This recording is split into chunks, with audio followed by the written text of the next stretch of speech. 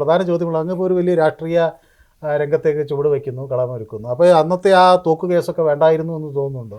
ഒരിക്കലുമില്ല. തോക്ക് കേസ് വേണ്ടാന്ന് തോന്നുന്നതെന്ന് വെച്ചാൽ അത് ഉണ്ടായതല്ലേ, അത് വേണ്ടായിരുന്നു എന്ന് തോന്നില്ല. അത് ഉണ്ടായ സംഭവം, ഒരു ഇടിവെട്ട്, ഒരു മഴ, അത് വേണ്ടായിരുന്നു എന്നല്ല, അത് ഉണ്ടാവുന്നതാണ് അന്നത്തെ കാലത്ത്. അതിന് തുടർച്ചയായി മറ്റൊരു കേസ് വന്നു, മതസ്പർദ്ധ. ഈ രണ്ട്, അതായത് മതസ്പർദ്ധ. ഇവിടുത്തെ അന്ന് നമ്മൾ തീവ്രവാദികൾക്കെതിരെ ഇവിടെ അന്ന് മനോജി അന്ന് ഉണ്ടായിരുന്ന സമയത്ത്, അതായത് ഇവിടുത്തെ IS-ന്റെ പ്രസൻസ് ഫസ്റ്റില് വെളിയിൽ കൊണ്ടുവരുന്നത് ഇവിടുത്തെ PFIക്കെതിരെ ഫൈറ്റ് ചെയ്തതിന്റെ പേരിലാണ് മതസ്പർദ്ധ എനിക്ക് വരുന്നത്. അത് ഹൈക്കോടതി എടുത്ത് കളഞ്ഞു.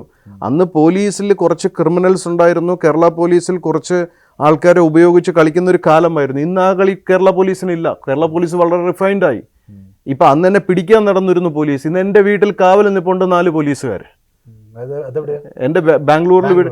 ഇന്ന് എനിക്ക് വീട്ടില് ഇവിടുത്തെ സർക്കാരാണോ ഈ പോലീസിനെ അലോ ചെയ്തത്? അതെ, ഗവൺമെന്റ്, ഇവിടുത്തെ കർണാടക സർക്കാരിന്റെ പോലീസാണ്. 4 പേര് അവിടെ SLR ഗണ്ണും പിടിച്ച് എനിക്ക് എന്റെ വീട്ടിൽ കാവൽ നിൽക്കണമെങ്കിൽ. എന്താണ് അങ്ങനെ അങ്ങേക്ക് ഒരു ഭയം വരാൻ കാരണം? എനിക്ക് ഭയമല്ല, എന്റെ ആക്ച്വലി ഞാൻ ഹിറ്റ് ലിസ്റ്റിലുള്ള ആളാണ്. ഇവിടുത്തെ തീവ്രവാദത്തിൽ, ഇവിടുത്തെ ഇസ്ലാമിസ്റ്റ് ടെററിസ്റ്റുകളും ഇവിടുത്തെ ഡ്രഗ് മാഫിയയും എന്റെ മേലിൽ നോട്ടമിട്ടിരിക്കുന്നത് ചെറുതല്ല.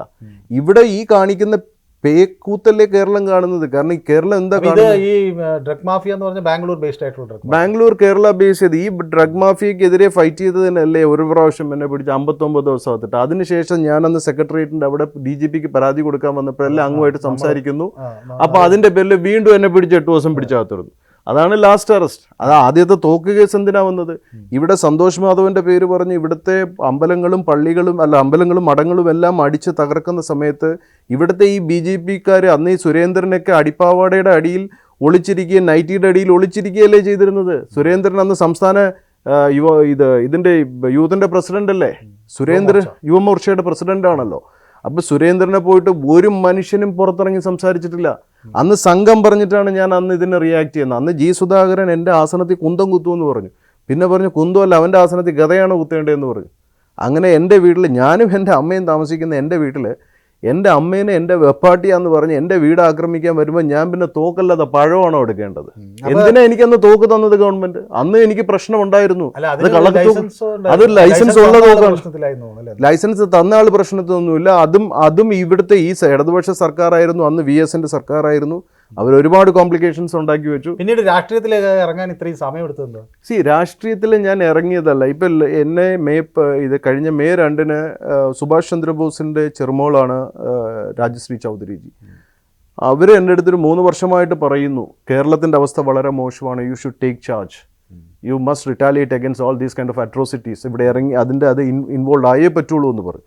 അങ്ങനെ ലാസ്റ്റ് മെയ് 2-ാം തീയതി നിർബന്ധിതമായിട്ട് എനിക്ക് ഈ ഒരു ഉത്തരവാദിത്തം എടുക്കേണ്ടി വന്നു. അല്ലാതെ ഞാൻ പോസ്റ്റിന് വേണ്ടി നടന്ന ആളല്ല. ഞാൻ പറഞ്ഞില്ല, ഞാനൊരു പഴയ സ്വയം സേവനാണ്. മൂന്തേട്ടം പറയുന്ന പോലെ we left home not for a post but for a cause. നമ്മളൊരു കാരണത്തിന് വേണ്ടി പറ്റും. ഞാൻ ഒരു സ്വയം സേവകൻ തന്നെയാണ്. അത് എന്നും അങ്ങനെ ആയിരിക്കുള്ളൂ, അതിൽ ഒരു മാറ്റമില്ല. പക്ഷെ സംഘികളെ എനിക്ക് അംഗീകരിക്കാൻ പറ്റില്ല. ഈ രണ്ടും അല്ലല്ല, സംഘിയും സ്വയം സേവകനും തമ്മിൽ വ്യത്യാസമാണ്. ഞാൻ അതല്ലേ പ്രാന്തപ്രചാരക്ക് തൊട്ടുള്ള എല്ലാവരും അവർക്കൊക്കെ എന്നെ അറിയാലോ. സ്വയം സേവകൻ വേറെ, സംഘി വേറെ. ഇപ്പം ഈ സംഘികളെ കുറ്റം പറയും അവ BJP RSSന് വിരോധമാണ്. ഒരിക്കലും അല്ല. കാരണം ഇപ്പം തന്നെ അനന്തുവിൻ്റെ മരണത്തിന് കാരണമായ ഒരു സംഘിയുടെ കാര്യം ഞാൻ അവനെതിരെ സംസാരിച്ചു. അത് എൻ്റെ ധാർമ്മികമായിട്ടുള്ള ഉത്തരവാദിത്വമാണ്. ഇവിടുത്തെ സ്വയം സേവകർ അങ്ങനെ ചെയ്യുന്നവരല്ല. അപ്പം സംഘത്തിൻ്റെ പേര് പറഞ്ഞ് തെണ്ടിത്തരം കാണിക്കുന്ന കുറച്ച് പുഴുക്കുത്തുകളുണ്ട്. ഇവിടെ അമ്പലത്തിൽ മോഷണം നടത്തുന്ന പൂജാരിമാരുടെ നാടല്ലേ ഇതിപ്പോ അങ്ങ് ഇത് പറയുമ്പോൾ ഈ ഒരു അംഗീകാരം RSSന്റെ ഭാഗത്ത് കിട്ടുന്നുണ്ടോ? RSSന് ആരാ, ഏത് സ്വയം സേവന അല്ലെങ്കിൽ ഏത് നല്ലൊരു, അതായത് ഉത്തരവാദിത്തമുള്ള ഇരിക്കുന്ന ഏത് വ്യക്തിയാണ് എനിക്കെതിരെ പറയുന്നത്? CPM-ന്റെ ഭാഗത്ത് കിട്ടുന്നുണ്ടോ? എനിക്ക് CPM-നെതിരെ ആരാ എന്നെ എതിർക്കുന്നത്? ഏതെങ്കിലും ഒരു CPM നേതാവ് എനിക്കെതിരെ ഒരു മൊഴി കൊടുത്തിട്ടുണ്ടോ, അല്ലെങ്കിൽ ഒരു സ്റ്റേറ്റ്മെന്റ് കൊടുത്തിട്ടുണ്ടോ?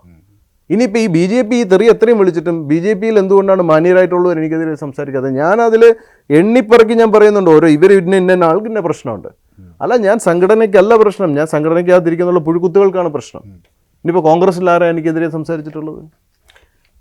അപ്പോൾ ഏറ്റവും ഒടുവിൽ ഞാനിപ്പോൾ നമുക്ക് കുറേ കാലമായിട്ട് അറിയില്ല. അപ്പം ഞാൻ അന്ന് ഓർക്കുകയായിരുന്നു ശ്വേതാ മേനോനെതിരെയൊക്കെ ഭദ്രാനന്ദൻ ഒരു സ്വാമി ഒരു ചില ഇപ്പം അവർ അമ്മയുടെ നേതൃസ്ഥാനത്തേക്ക് വന്നു. അപ്പോൾ കുറേ കൂടി അവരിൽ ഒരു കറക്റ്റ്നെസ് വന്നു. അവരിപ്പോൾ വലിയൊരു ഫൈറ്ററായി തോന്നുന്നുണ്ടോ? അല്ല അവരെ പറ്റി ഞാൻ അത് ഒന്നും ലാസ്റ്റ് ഞാൻ ഒരു ബാംഗ്ലൂർ വെച്ചിട്ട് മന്ത്രി ഗണേഷും അവരും എല്ലാവരും കൂടി ഒരു ഫംഗ്ഷൻ കൊണ്ട് വരുന്ന സമയത്ത് ജസ്റ്റ് ഇങ്ങനെ കണ്ടുപോയി. അത് പീതാംബരക്കുറുപ്പിന് വേണ്ടിയിട്ട് ഉള്ള ഒരു വിഷയമായിരുന്നു അത്. അപ്പോൾ പീതാംബരക്കുറുപ്പിനെ സപ്പോർട്ട് ചെയ്തു. അത് അതായത് കുറുപ്പണ്ണൻ എൻ്റെ ഒരു പഴയ സുഹൃത്തായിരുന്നു. അദ്ദേഹം ചെയ്യാത്തൊരു കാര്യത്തിന് ഒരു വിഷം വന്നപ്പോൾ അദ്ദേഹത്തിൻ്റെ ഒരു ഞാനിങ്ങനെ എല്ലാ പള്ളി എടുത്ത് പിടിക്കുന്നത്. അവർ അമ്മയുടെ അച്ഛനായി എന്ന് പറയുക, അമ്മയുടെ പ്രസിഡന്റായി എന്ന് പറയുമ്പോൾ അവരെയൊക്കെ കുറെ കൂടെ അതൊക്കെ പവർഫുള്ളായി നയിക്കാൻ കഴിയുമെന്ന് തോന്നുന്നുണ്ടോ? അമ്മ എപ്പോഴും ഞാൻ പറയുന്നത് വെച്ചാൽ അമ്മ ഞാൻ ലാലേട്ടൻ്റെ അടുത്ത് ഒക്കെ ഇടയ്ക്ക് സംസാരിച്ച് പറഞ്ഞു, അമ്മ ഒരു അച്ഛനില്ലാത്ത സംഘടനയാണ്. അമ്മയ്ക്ക് അമ്മ മാത്രമേ ഉള്ളൂ, അച്ഛനില്ല. അപ്പോൾ അതിൻ്റെതായ കുറവുകൾ അത് എപ്പോഴും ഫേസ് ചെയ്തുകൊണ്ടിരിക്കും. പിന്നെ അങ്ങയുടെ ഈ നീക്കമൊക്കെ മോഹൻലാലിനെ പോലുള്ള ആളുകളൊക്കെ ആയിട്ട് സംവദിക്കാറുണ്ടോ? എന്താ പറയുന്നവർ? അല്ല, ലാലേട്ടനെ സംബന്ധിച്ചിടത്തോളം അദ്ദേഹം ഒരു ഭയങ്കര ഒരു മിസ്റ്റിക് ആയിട്ടുള്ള ഒരു പേഴ്സണാലിറ്റിയാണ്. അദ്ദേഹം ഒരു വളരെ സ്പിരിച്വലി ഒരു ചാർജ്ഡ് ആയിട്ടുള്ള. ദാദാസാഹിബ് ഫാൽക്കെ പുരസ്കാരം കിട്ടിയതിന് ശേഷം കണ്ടോ? കണ്ടില്ല, നമ്മൾ ഫോണിലൂടെ സംസാരിക്കാറുണ്ട്. ഞാൻ കാണാൻ, ബിക്കോസ് ഞാൻ എപ്പോഴും ട്രാവലിംഗ് ആണ്, അദ്ദേഹവും ട്രാവലിംഗ് ആണ്. ഇടയ്ക്കിടയ്ക്ക് നമ്മൾ കമ്മ്യൂണിക്കേറ്റ് ചെയ്യാറുണ്ട്. വളരെ സ്പിരിച്വലി ആയിട്ടുള്ള ഒരു മനുഷ്യനാണ്. അദ്ദേഹത്തിന് ഒരുപാട് ഈ എമ്പുരാൻ സിനിമയുടെ പേരിൽ അവിടെയും കണ്ടില്ലേ, ഈ സംഘികളെല്ലാവരും കൂടെ അദ്ദേഹത്തെ കൊല വിളിച്ചു. ആ സമയത്ത് എനിക്ക് ലാലേട്ടൻ്റെ കാര്യത്തിൽ ഇടപെടാൻ വേണ്ടി ഒരു അവസരമായി. കാരണം അന്ന് ഇടപെടുക എന്ന് പറയുന്നത് അത് ധാർമ്മികപരമായിട്ടുള്ളൊരു കാര്യമാണ്. അപ്പോൾ അന്ന് എനിക്ക് സംഘികളെ തെറി വിളിക്കേണ്ടി വന്നു. ഈ ശ്രീ ഗോകുലം ഗോപാലനുമായിട്ടുള്ള ഒരു അടുപ്പം എങ്ങനെയാണ്? ഇപ്പം എങ്ങനെ ശക്തമായി തുടരുന്നുണ്ടോ? ഉണ്ടോ അടുപ്പം? ഉണ്ട്. ഞാൻ താമസിക്കുന്നതേ ആ വീട്ടിലില്ല, അല്ലെങ്കിൽ ഞാൻ ചേട്ടൻ്റെ കൂടെയാണ് ജീവിക്കുന്നത്.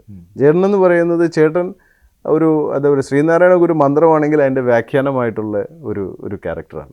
അപ്പോൾ ഗോപാലേട്ടനെ സംബന്ധിച്ചിടത്തോളം അദ്ദേഹം ഈ സമൂഹത്തിൽ കാണിച്ചുകൊണ്ടിരിക്കുന്ന ധാർമ്മികപരമായിട്ടുള്ള കാര്യങ്ങൾ അത് എത്രത്തോളം കൂടുതൽ സ്പ്രെഡ് ചെയ്യാൻ പറ്റുമോ, അല്ലെങ്കിൽ അദ്ദേഹത്തിൻ്റെ നന്മകളും അദ്ദേഹത്തിൻ്റെ മഹത്വവും സമൂഹത്തിൽ മനസ്സിലാക്കണം എന്നുള്ളൊരു ആഗ്രഹം എനിക്കുണ്ടായിരുന്നു. അതുപോലെ എൻ്റെ ചില പ്രത്യേകതകൾ, ആത്മീയ കാര്യങ്ങൾ സമൂഹം അറിയണമെന്ന് അദ്ദേഹത്തിനും ആഗ്രഹം ഉണ്ടായിരുന്നു. നമ്മൾ സിനിമയിലൊക്കെ ഇപ്പോൾ ഒരു മുഖം കാണിക്കുകയൊക്കെ ചെയ്തിരുന്നു. ഉണ്ട്. ഇപ്പം സുരേഷ് ഗോപിയുടെ ഒറ്റക്കൊമ്പൻ. അപ്പോൾ അങ്ങേക്ക് ഇതുപോലെ സിനിമ താല്പര്യങ്ങൾ വല്ലതും? I'm not an artist. ഞാൻ ആർട്ടിസ്റ്റ് അല്ല, എനിക്ക് അഭിനയിക്കാൻ അറിയില്ല. എൻ്റെ മനസ്സിൽ തോന്നുന്നതൊക്കെ ഞാൻ പറയുന്ന ഒരാളാണ്. എനിക്ക് അഭിനയിക്കാൻ അറിയില്ല. ഇന്നുവരെ മുഖത്തൊരു മേക്കപ്പ് ഇട്ടിട്ടില്ല. ഏതായാലും ഒരു സംഘം വേട്ടയാടാൻ ശ്രമിക്കുന്നു എന്ന് പറയുന്നുണ്ട്. അത് ചെയ്യട്ടെ, അത് സുരക്ഷ വേണം എന്ന് പറയുന്നുണ്ട്. അവിടെ പോലീസുണ്ട്. സുരക്ഷ വേണം എന്നൊന്നും ഞാൻ പറയുന്നില്ല. അത് ഗവൺമെൻറ് കിട്ടിയത്. എനിക്കിപ്പോൾ ഞാനിവിടെ ഒറ്റയ്ക്കാണ് വന്നത്. എന്നെ ഇവിടെ കേരളത്തിൽ കിട്ടിക്കഴിഞ്ഞാൽ പീസാക്കും, അതാക്കും, ഇതാക്കും, നീ തിരിച്ചു പോകില്ലെന്ന്. അതുകൊണ്ട് തന്നെ ഞാൻ ഒറ്റയ്ക്ക് വന്നത്. അപ്പോൾ ഏതായാലും ഒരു പുതിയ തലം രാഷ്ട്രീയം ഇപ്പോൾ ഇറങ്ങിയിരിക്കുകയാണ്. ഹിന്ദു മഹാസഭയുടെ സംസ്ഥാന അധ്യക്ഷൻ എന്ന തരത്തിലാണ് പ്രവർത്തിക്കുന്നതെന്ന് പറഞ്ഞു. അപ്പോൾ നോക്കാം, നമുക്ക് രാഷ്ട്രീയ രംഗത്ത് കൂടുതൽ രാഷ്ട്രീയത്തിൽ ഇവിടുത്തെ ആൾക്കാർക്ക് എത്രത്തോളം ഉയർന്ന ചിന്താതലമുണ്ടോ, അതായത് യഥാർത്ഥ ഹിന്ദുത്വം സനാതനധർമ്മം എന്താണെന്ന് ബോധമുണ്ടോ, അതിനനുസരിച്ചായിരിക്കും നമ്മുടെ പ്രവർത്തനങ്ങൾ വരെ. ഇപ്പം നമ്മളുടെ ആൾക്കാരെ മാക്സിമം സപ്പോർട്ട് ചെയ്യുക, നമ്മുടെ ആൾക്കാരുടെ വെൽബീയിങ്, അവരുടെ എഡ്യൂക്കേഷൻ ആയിക്കോട്ടെ, അവരുടെ ഫിനാൻഷ്യൽ സ്റ്റെബിലിറ്റി ആയിക്കോട്ടെ, അവരുടെ സ്പിരിച്വൽ ഗ്രോത്ത് ആയിക്കോട്ടെ, ഇതിലാണ് നമ്മൾ ഫോക്കസ് ചെയ്യുന്നത്. അല്ലാതെ മോദാൻ ദാറ്റ് ഇപ്പോൾ ആര് ഭരിച്ചാലും ഇന്നിവിടെ ഒരു MLA കഷ്ടപ്പെട്ട് വന്ന് എല്ലാവരും പർച്ചേസ് ചെയ്യാൻ വേണ്ടി നിന്ന് കൊടുക്കുകയാണ്. അപ്പം that's not a big thing. നമ്മളുടെ വെൽബീയിങ് ആണ് നമ്മൾ നോക്കുക. ഏതായാലും പ്രതീക്ഷകളൊക്കെ നല്ല രീതിയിൽ പൂവണിയട്ടെ, കൂടുതൽ കേസുകൾ ഉണ്ടാകാതിരിക്കട്ടെ എന്നൊക്കെ ഞാൻ ആശംസിക്കുന്നു. കേസിൻ്റെ കാര്യത്തിലൊന്നും നമ്മൾ കേസ് ഇപ്പോൾ ഒരാൾ ഇങ്ങോട്ട് അടിച്ചാൽ നമ്മൾ തിരിച്ച് നണ്ണ അങ്ങോട്ട് കൊടുക്കും. ഒരാൾ അടിക്കാൻ വന്നാൽ തിരിച്ച് നമ്മൾ അടിക്കും. അതിലൊന്നും 24ാമത്തെ വയസ്സിലാണ് ആദ്യം ജയിലിൽ കയറുന്നത്. 4 വട്ടം ജയിലിൽ കയറി, 3 മർഡർ അറ്റംപ്റ്റ് ഫേസ് ചെയ്ത്. ഇതൊക്കെ രാമന് രോമമാണെന്നുള്ള പോലെ I just don't care about that. എല്ലാവിധ ആശംസകളും. Thank you so much.